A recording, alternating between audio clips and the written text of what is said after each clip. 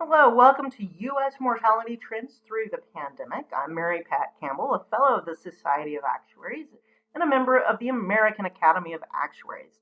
I'm using updated data from April 2023 from the CDC Wonder database. This is the third in a series of videos.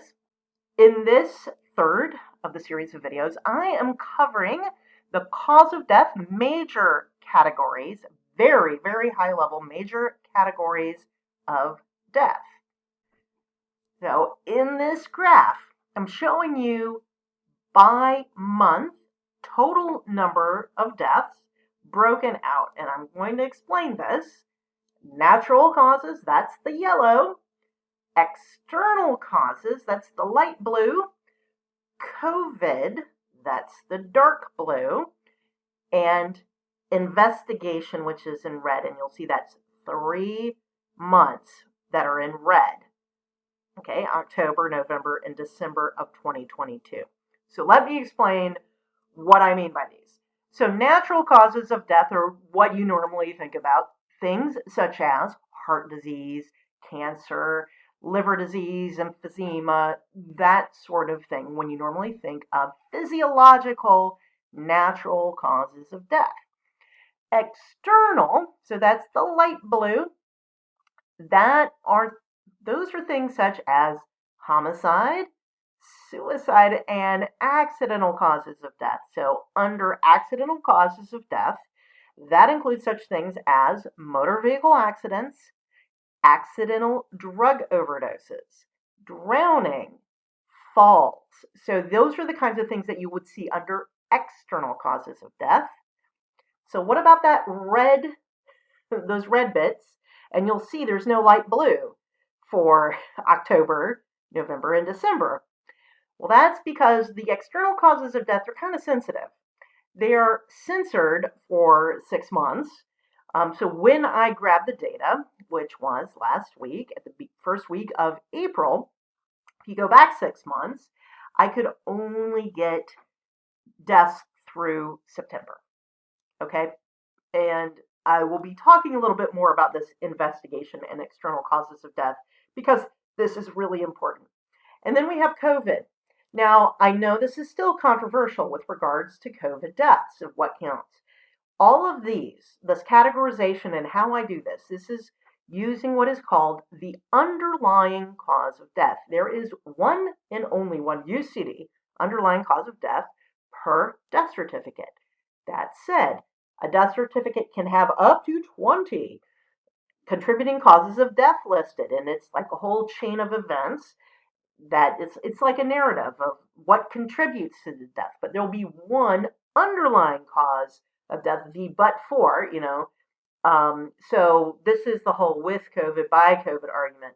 I'm only using where it says COVID, and my count, if you count up what I have, it's going to be a smaller number than the COVID deaths that you might hear in media, because the COVID deaths you often hear in media is every death that has COVID slapped on it, which is obviously an overcount, in my opinion. So I'm just using the COVID where it's the underlying cause of death. Okay. That said, you can kind of see the spikes, that initial spike in spring of 2020, and then you have the winter 2020 to 2021. You have the Delta Omicron waves in the late summer and then fall of 2021. And then, COVID deaths were pretty quiet in the second half of 2022, just a little bit at the end of 2022, but, not a lot. So this is kind of the pattern. I did this so that you can kind of see what the pattern of monthly deaths look like, because I also put in 2018 and 2019, and you can kind of see it goes up and down. There is a seasonality that generally January usually has the most number of deaths in a year, and sometimes December because it's winter. So to normalize this and to make this easier to look at, I took the data from the prior one and I did average number of deaths per day because, the months have different numbers of the months have a different number of days. I used to get people like, why did the number of deaths drop in February? I'm like, because February has 28 days and January has 31 and March has 31. Kind of makes a difference. In any case, so we have our natural causes of death in the yellow line. And again, you can see there's a seasonality in 2018 and 2019, peaks in the winter, and it's the lowest point in the summer for natural causes of death. That those natural causes of death exclude COVID. Okay, to be clear, I'm not double counting any deaths. Okay, then we have our dark blue line, which is COVID, and we get to see the various waves. You've got that initial wave in the spring, a little hump in the summer. You got you can see multiple waves, and this is for the whole country, the whole United States. Then you have what looks like a line, light blue, of the external, and I added external and investigation to each other, and it looks almost flat, that like there's no seasonality to this compared to natural and COVID. And that's, of course, because it's on a totally different scale. Um, you can't see what it looks like because natural deaths, of course, swamp everything else because it's mainly old people dying of heart disease and cancer, and of course, pneumonia in the winter. So let's just look at those external or investigation deaths on their own scale, so that we can kind of see. And it doesn't look like there's a lot of seasonality. It's kind of hard to see when I'm just doing 2018, 2019, and that there's a little, volatility going on here. It does peak a little in the summer, because I'm sorry, young people do stupid stuff in the summer, and you can get more motor vehicle accidents and all sorts of things in the summer with regards to external. And that includes homicides, it includes accidents. People go outside and do stupid things. More drownings in the summer, of course. But I wanted to point something out to you. This is one of the reasons why I broke this out. The external deaths increased by a lot in just a few months in 2020. It's just an amazing increase, 18% from April to July, just in 3 months. We've not had a climb like that. I could probably go back in history and try to see, but I'm usually looking at this year to year, not month to month. An 18% increase in these external deaths. And it was a lot of different things. It was homicides and accidental deaths that really went up a lot in those 3 months. There was a peak of about 880 per day in the summer of 2021. And there's an issue with the data I'm looking in 2022. Now, it's possible that it really did come down at the end of 2022, but the problem is this investigation code. It's not just merely that it's covering up what the cause of death actually is. It does actually take longer before we get the death certificates from the external deaths getting into CDC Wonder. It's in general, this is not a huge percentage of the deaths, so it doesn't affect my total mortality count a lot. However, if I'm just focusing on these external deaths, I don't trust that it really went down, definitely not by that much at the end of 2022. This amount, so when it went from March to April, yeah, that number definitely noticeably went up. So I don't trust the numbers for the last 3 months of 2022. This is partly why it takes so long for numbers to get finalized, and we will not have finalized numbers for 2022 before December 2023, almost definitely. It takes almost an entire year before we get finalized mortality numbers. And that was true before the pandemic. Okay, I have videos, I will link to them in the notes, about these ranking tables for causes of death of 2019 and 2020. I'm not doing this right now. I did pick out some of these external causes of death. So we see suicide in this purple, accidents in this lavender. Okay. We have homicide in this peach, and heart disease in this red, and cancer in gray. So I picked out specific causes of death that I have particular interest in. Cancer and heart disease are the top two causes of death, so obviously I did those two. But then I also wanted to color the external causes of death. Those are important. Now, other ones in here are important. I'm not trying to push them down or anything like that. But there's a lot of things going on. I'm just moving on from here. Download these slides, take a look at them yourself. I've done multiple posts on these ranking tables. You better believe it. This is 2019. Here's 2020, where you can see COVID pop out. I definitely made it, so you can't miss the COVID. Here's COVID for 2021. I have not done the ranking table for 2022 yet, because I'm not happy with the numbers for the external causes of death, period. I really need a few more months. I'm not going to do it before June, basically.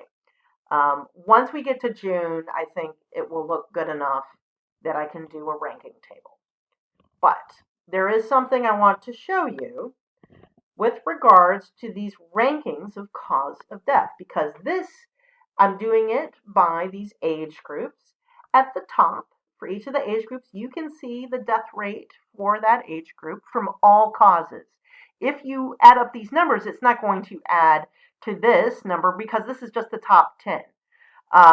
Yeah, and I see my chronic lower respiratory disease did not fit on this display.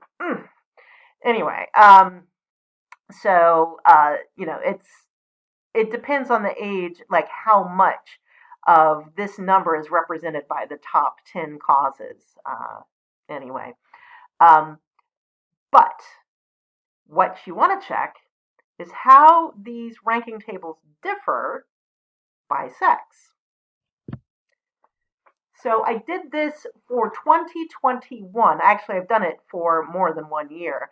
I want to show it to you for 2021. So here is the ranking table for males. This is finalized, so I don't have to redo this. And along the top is the ratio of the total death rate for this age group for males compared to females. This is something that is very important. It actually was much worse in 2021 compared to the pre-pandemic year of 2019. For age 15 to 24, males had a death rate that was 2.57 times the rate of females. So more than twice, like 2.5 times, that of females. And if you look at what are the top causes of death for males in that range, accidents are the top, then homicide, then suicide, then COVID. So we've got the 3 external rankable causes at the top, then COVID, then cancer, then heart disease. So these are like the top 5 for males, 15 to 24. Let's look at females. So we still have accidents at the top. 0.021% for males is 0.051%, so over twice.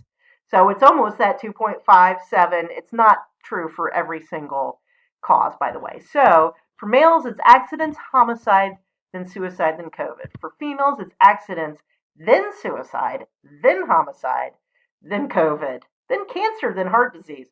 Now, if you look at the numbers, these rates are very, very small, okay? So females, yes, these are very small death rates. Even for males, 0.051% is small, okay? It's once you get to old ages, and it's mostly natural causes of death once you get to old ages, of course. And even at old ages, it's like age 65 to 74, males, it's 1.54. It's like they have a mortality rate over 50% higher than females in that age group. There's a huge mortality gap between males and females. Some of it's behavioral. I mean, obviously, with regards to accidents and homicide and suicide, but other ones, I mean, some of it with regards to cancer and heart disease and perhaps COVID. But from research before the pandemic, there were indications that males were more susceptible, more fragile with regards to coronaviruses, and that they were more likely to die from coronaviruses, all else being equal. This has often been the case with a variety of conditions and diseases, not necessarily related to behavior, but sometimes, and sometimes we don't know, but sometimes, of course, having only a single X chromosome, and sometimes due to differences in hormones and that kind of thing, like testosterone versus estrogen and progesterone and that kind of thing. So it is kind of interesting, though. One other mortality difference between males and females I want to point out. So in general, for many causes at many ages, the mortality rate or the death rate for males are much higher for many things, except, so let's look at age 85 plus, Alzheimer's, males, 0.934%, and that's 1, 2, 3, 4, 5, okay? Fifth for males, age 85 plus, 0.934%. Understood. Let's look at females. Oh my gosh. For age 85 plus for females, Alzheimer's is the second, and it's 1.421%. Alzheimer's incidence is much higher for females, and it's at the same age. You can actually look for age 75 to 84, and you'll see that too. So 0.246% for females here, age 75 to 84. And for males, 75 to 84, 0.175%. So that's something to know. It's not all conditions that males have a higher death rate. There are some conditions females have a higher death rate. So, something to think about. That getting into some of the details, it has effects. And of course, there's one other thing I'll point out. This is obvious, pregnancy related, and here's pregnancy related for females, 25 to 34, 35 to 44, and here is 15 to 24 for pregnancy related. Again, the rates are very low, but they are on the ranking list. Part of it is because almost nothing is killing women in those ages to begin with, but 0.001% is pretty low. Even the highest one here, 0.004%, is fairly low. But we might want to look at that number for 2021, check it against pre-pandemic numbers. Maybe it was worse in 2021. So I haven't dug into some of these very specific causes of death. I've been focusing primarily at top level ones, such as cancer and heart disease and COVID, accidents, homicide, and suicide. And those will be future videos.